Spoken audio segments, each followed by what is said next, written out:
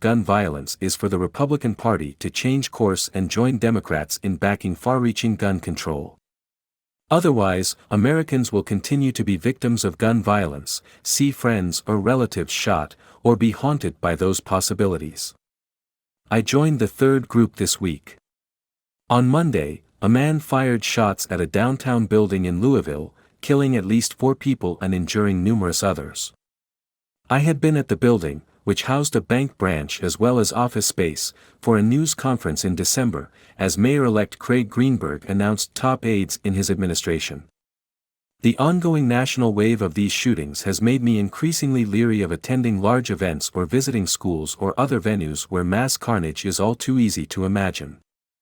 5 years ago, a high school friend of mine was shot, but thankfully survived, in a mass shooting in nearby Cincinnati. Monday's shooting makes me even more nervous. I had been in this physical space before. Because these shootings just keep happening, so many Americans now know someone affected.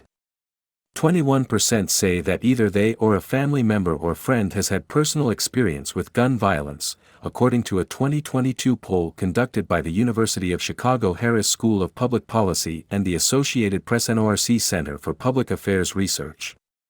That statistic now includes Governor Andy Beshear, D., of Kentucky, who said 2 friends died in Monday's shooting. Each year, more than 20,000 Americans are killed in non-suicide incidents, mostly homicides, involving guns in the United States. Several hundred times a year, 4 or more people are shot and either killed or injured in a single event, which is how the Gun Violence Archive defines a mass shooting. But, of course, this is not inevitable. Countries such as Australia and Canada have dramatically lower gun-related death rates than the United States. California and Massachusetts have substantially lower rates than many other states, including Kentucky. It's no mystery why.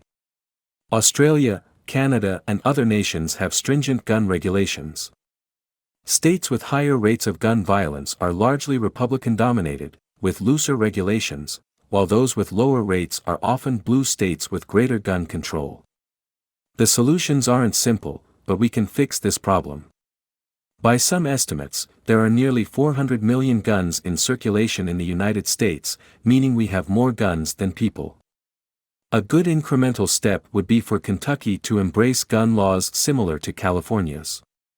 But ultimately, we need the United States to have gun laws more like Australia's.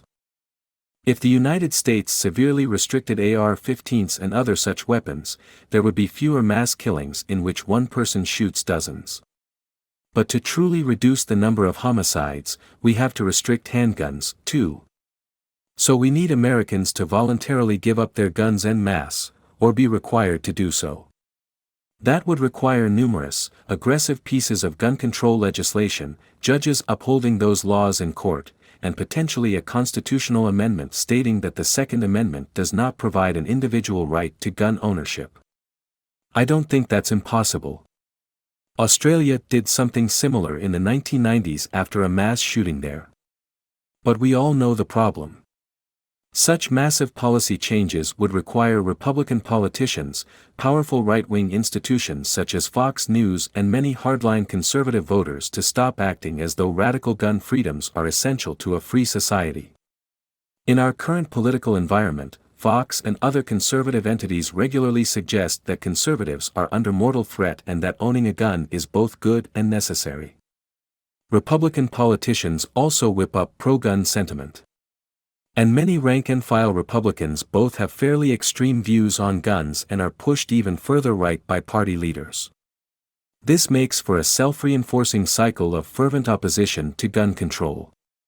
Just last month here in Kentucky, for example, the GOP-dominated legislature adopted a provision declaring the state a Second Amendment sanctuary, barring local law enforcement officials from enforcing some federal gun laws. For the United States to make progress on guns, the Republican Party has to change direction. That would require powerful parts of the Republican coalition, such as former President Donald Trump and Fox News, to start telling Republican voters that conservatism doesn't require opposition to gun regulations. But it would take even more than that, you would also need some agreement among candidates to not outdo one another in demagoguing gun control during Republican primaries, and some major donors and groups to spend money boosting pro-gun control candidates. I know how far-fetched that sounds. But ultimately, that's the only solution. The Democratic Party can't impose gun control on its own, particularly in GOP-dominated states such as Kentucky. Nor can it push aggressive legislation if Republicans are loudly suggesting Democrats want to put conservative voters in bondage. We have become a nation of mass shooting victims, and people like me are traumatized by hearing about so many mass shootings. This is a terrible problem, but it is one we can solve. Slavery was abolished. Jim Crow was outlawed. Mass shootings and gun violence can be dramatically reduced, if not eradicated. But we need some Lincolns and Kings to emerge in the Republican Party to push it in the right direction. I am not optimistic, but I am not fatalistic either.